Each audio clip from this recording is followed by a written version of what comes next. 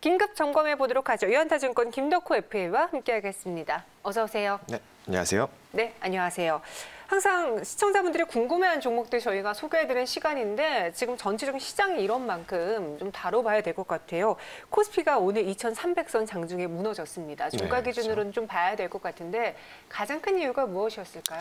일단은 이제 아무래도 국내 기준으로 말씀을 드리자면은 팬데믹에 대한 우려들이 또 한번 나타난 것이 아닐까라고 좀 정리를 드릴 것 같습니다. 가장 먼저 미국에서도 마찬가지로 미국 장중에서는 빨간불이 들어왔지만 결국에는 하락 마감을 하게 되었는데요.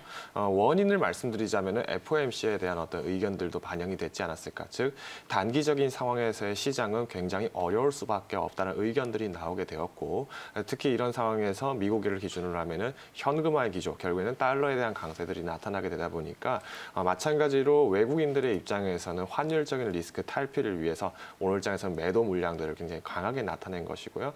이런 분위기가 결국에는 금융시장 전반에서는 팬데믹 확산의 우려가 이제 경기 침체로 직결되는 것이 아니냐, 이런 어떤 공포 심리 때문에 오늘 장중에서, 그러니까 장 초반 대비해서는 훨씬 낙폭을 크게 키운 것이 아니냐 정도로 해석을 할 수 있을 것 같습니다. 네. 이 시장의 하락이 단순히 우리 증시에만 국한되어 있는 것이냐 아니면 전체적인 분위기가 나쁜 것이냐라는 걸 알기 위해서는 우리가 하락장에 점검해야 될 포인트들이 있는데요. 4가지로 크게 추려볼 수 있습니다. 우리 증시만 지금 빠지고 있는지 환율도 봐야 돼 그러잖아요. 그게 어떤 그렇죠. 건가요? 일단 가장 먼저는 이제 화면에 보이시는 것처럼 점검하실 경우가 크게 4가지가 있습니다. 먼저는 이제 수급에 대한 부분들, 외국인이 얼마나 매수, 매매를 하느냐라는 부분들이 가장 중요하겠고요. 이제 두 번째는 이제 국내 증시를 제외한 글로벌 증시까지 현황들도 같이 살펴보셔야 합니다.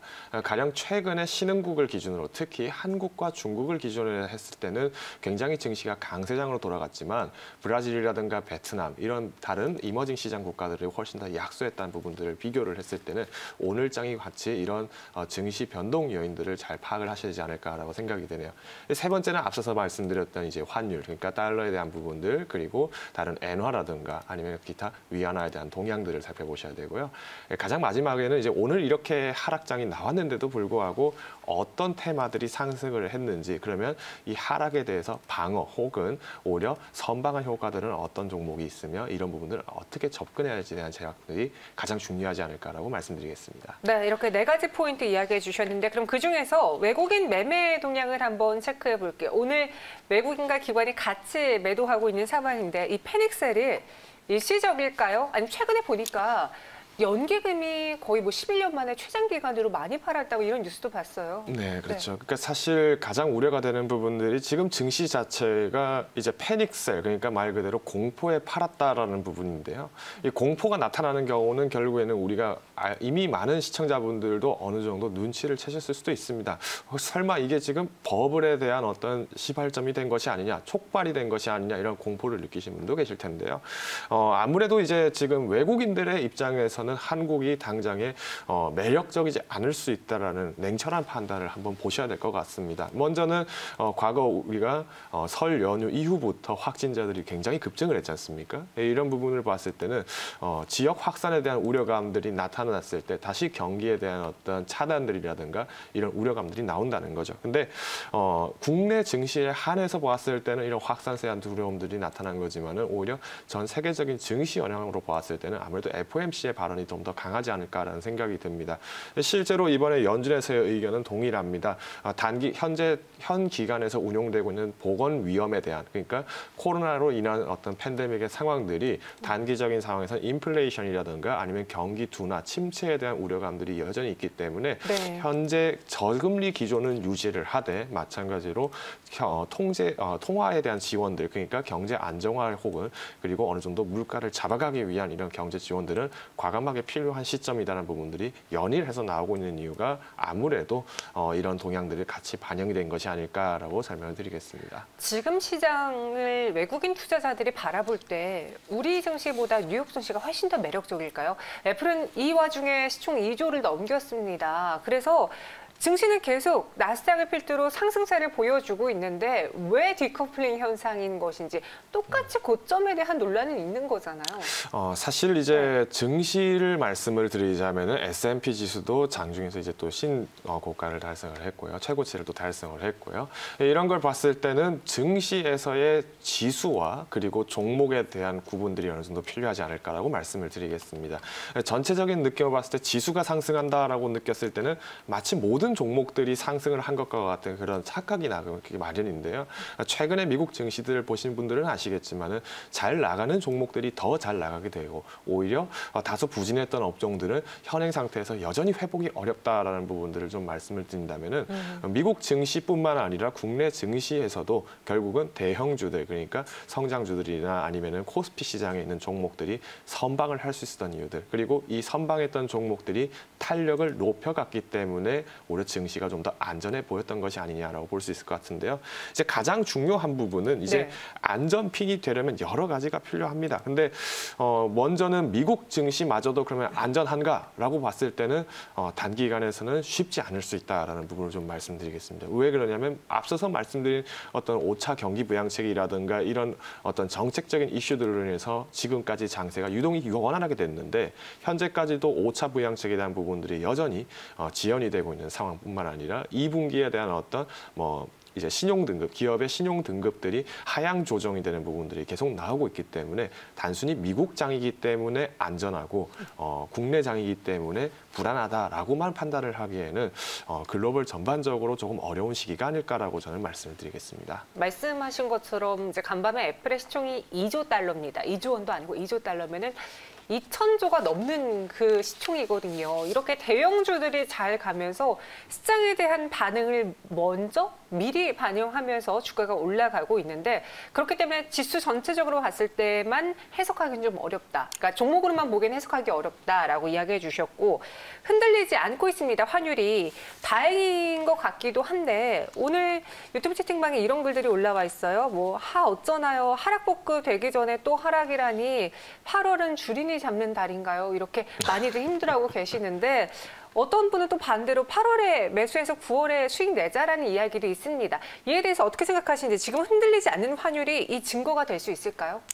먼저는 지금 이제 환율에 대한 부분들을 앞서서 소개를 드렸는데 특히 최근에 달러의 약세로 돌아가면서 이머징 시장 그러니까 상대적으로 금리가 높은 시장으로의 자금 유동이 굉장히 많았습니다. 마찬가지로 국내에서도 이런 외국인들의 수급이 나타날 수 있었던 이유는 미국에서의 무제한 양적 완화로 인해서 결국엔 달러에 대한 가치가 떨어지면서 평가가 절하가 된 거죠. 오히려 원화 절상의 효과들이 나타났습니다. 근데 아이러니하게도 이머징 시장들이 굉장히 이런 탄력적인 부분들이 많이 나왔어야 하는데 어떻게 보면은 달러가 약세가 됐기 때문에 그러면 브라질의 레알화라든가 이런 다른 통화들도 같이 올라갔어야 되는데 오히려 브라질이라든가 인도라든가 이런 원화 가치, 해당 국가들의 통화 가치들은 더 떨어졌습니다. 왜? 결국은 코로나에 대한 확진 부분들이 시장에 대한 신뢰도를 낮춰버렸기 때문에 마찬가지로 시장 축소 그리고 또 한 번 통화 가치의 하락으로 이어졌는데요. 오히려 한국이나 중국 같은 경우에는 코로나로 인한 팬데믹의 최초로 팬데믹 선언 전부터 코로나에 대한 피해를 먼저 받았음에도 불구하고 이후에 회복을 굉장히 빠르게 한 즉 first in, first out을 했기 때문에 오히려 좀 더 원화라든가 이런 부분들이 탄탄한 상태가 유지되지 않았나라고 말씀드릴 수 있을 것 같습니다. 그래서 어디까지나 달러에 대한 부분들이 지금 상승을 하고 있지만 오늘 장에서는 원화가 조금 소폭 상승을 했습니다. 그렇죠? 다만 외국인들의 입장에서는 아무래도 지금 증시에 대한 유동을 맡기기에는 단기간에 어려울 수 있다는 판단 때문에 다시 이제 본국의 통화로 돌아간 것이 아니냐 정도로 볼 수 있을 것 같습니다. 그럼 여기까지 정리를 해볼게요. 외국인 기관 수급도 확인했고 뉴욕 증시도 체크해봤고 환율까지 봤습니다. 이 증거들을 다 고려해봤을 때 오늘 장의 하락 그리고 최근에 나온 급락은 완전히 시장 무너지는 그 전조 증상이다라고 보기에는 아직은 어렵다는 거죠. 먼저는 이제 단기간에서의 조정이라고 말씀을 드리기에도 굉장히 모호한 시점입니다. 아, 그래요? 네. 왜 그러냐면 일단은 지금 어디까지나 국내의 증시도 마찬가지로 통상 경기가 어렵다라고 하면은 주식에 대해서 매도 물량들이 나와야 되는데 오히려 이번에 동학개미라는 주체들을 비롯해서 굉장히 많은 개인 투자자분들이 빚 B2, 그러니까 빚을 내서 투자를 한다든지 아니면 영혼까지 끌어서 투자한다는 이런 부분들이 굉장히 많이 나왔습니다. 자, 그러니까 결국엔 신용 자산에 대한 부분들이 의존율이 높아지다 보니까 증시가 타격을 입게 되면은 이런 후폭풍들도 커질 수는 있다는 거죠. 하지만 기간에 대한 선정을 할 때는 결코 단기간이라고 부른다 하더라도 단기간이 오늘까지냐 1년을 가느냐에 대한 부분들을 섣불리 판단하고 매도 물량을 내었다가는 오히려 자산의 손실이 더 키울 수 있는 영향이 나타납니다. 그래서 가늠을 하시기보다는 오히려 지금 현재 상태에서의 당황하시지 마시고 조금 더 지켜보실 필요가 있지 않을까. 결국은 주식이라는 것도 매매를 통해서 회복을 할 수가 있는 부분이 있고요. 어디까지나 이런 악재 속에서도 매수를 하는 것을 통해서 또 증시가 회복이 될 가능성도 높습니다. 그렇기 때문에 8월을 전반적으로 어려운 달이다라고 평가를 하기에는 조금 과도한 표현이지 않을까라는 부분을 조금 강조를 드리고 싶습니다. 쉽게 말해서 그러니까 조정이긴 한데 기간 조정이다 아니면 기간이 아닌 그냥 조정이다라고 말하기 판단하기 지금 섭부르다라는 거예요? 그렇죠. 굉장히 어려운 시점입니다. 그럼 조정이 길어질 수도 있다는 건가요? 우선은 이제 공매도에 대한 시점들이 있기 때문에 9월장까지의 단기간 즉 한 달 안에서의 바싹 승부를 보기에는 또 어려울 수도 있습니다. 하지만 어디까지나 현재 시점에서 보았을 때 이게 최악의 조정이라고 보기에는 여전히 증시에서 버텨줄 수 있는 힘들이 충분하게 있지 않느냐. 그리고 유동의 폭은 조금 줄어들겠지만 이 조정의 구간은 또 벗어날 수 있는 모멘텀들이 충분하게 마련이 되어 있기 때문에 이제 자막에서 나오는 것처럼 기간의 조정이다. 자, 기간이 며칠을 갈 것이냐. 그러니까 타임테이블을 만들어서 기다리시기보다는 기간 안에서의 벗어날 수 있는 구간 정도로 보시는 게 맞지 않을까라고 정리드리겠습니다. 네, 그럼 이 상황에서 망가진 내 계좌를 그만 버티면서 기다리는 게 맞는 건지 아니면 손실이 적다면은 지금 여기서 빨리 자르고 가야 될지 그에 대한 의견은요? 일단 가장 중요한 부분들은 앞서서 말씀드렸지만 신용에 대한 의존도입니다. 결국에는 신용 잔고의 활용 비중이 높다라고 하시면은 사실 기다리는데 체력적으로 소모전이 나올 수밖에 없죠. 결국은 B2나 영끌 투자를 하셨던 분들 같은 경우에는 조금 비중 축소를 하셔 나가면서 과감한 전량 매도라기보다는 비중 축소를 하시면서 신용 자산에 대한 의존율을 낮추셔야 합니다. 과거에 2007년도 때 리먼 브라더스 사태가 터지기 직전까지의 문제들이 나왔을 때 정말 약달러 스타트 때 정말로 많은 분들, 특히 일본에서는 와카나베 부인 사건이라고 있습니다. 우리 표현으로 말씀드리면은 기묘사 표현이라고 기묘사 투자라고 얘기를 하죠. 정말 자산을 많이 풀려 있는 유동 자산을 굉장히 높은 이자를 주는 다른 해외 투자에다 해외 자산이나 주식에 투자를 하는 방언들을 말씀을 드리는데요. 결국은 이 투자를 했다가 손실이 난 폭이 무엇이 됐느냐? 현금화에 대한 기조가 강세가 됐을 때 주식뿐만 아니라 해외 투자 자산들 그리고 채권들 이런 부분들이 손실이 커졌다는 겁니다. 결국은 손실이 커졌을 때마저 내가 가지고 있는 현금이 부족하다면은 오히려 손실 폭이 더 커질 수 있다. 그런데 현금도 없는 상태에서 부채 비중이 늘어났다라고 보신다면은 앞으로의 상황들은 더 어려워지지 않을까라는 부분을 좀 정리를 드리면서요. 먼저는 오늘장의 계기로 한번 포트폴리오에 대한 재점검을 들어가시면서 안전자산과 현금에 대한 비중들을 다시 한번 확보를 하는 시기로 전환해 보시는 것도 필요하지 않을까라고 제안을 드리겠습니다. 그러니까 신용자산이 많은 비투라신 분들이라면은 지금 여기서 버티다가 더 손실이 커질 수 있으니까 하락장이 나왔을 때 신용을 줄이는 쪽으로 좀 전략을 세우는 게 좋겠다라고 해주셨고요. 신용이 없는 분들의 경우에는 좀 버티시는 것 같아요. 지금 채팅방을 보니까 3월에도 버텼는데 이번에도 버틸 거다. 이번엔 그렇게 안 빠지겠죠. 저는 신용이 없어서 그냥 버티고 있습니다. 이런 글들 올라와 있거든요. 3월 같은 폭락장하고 다른 건 맞아요?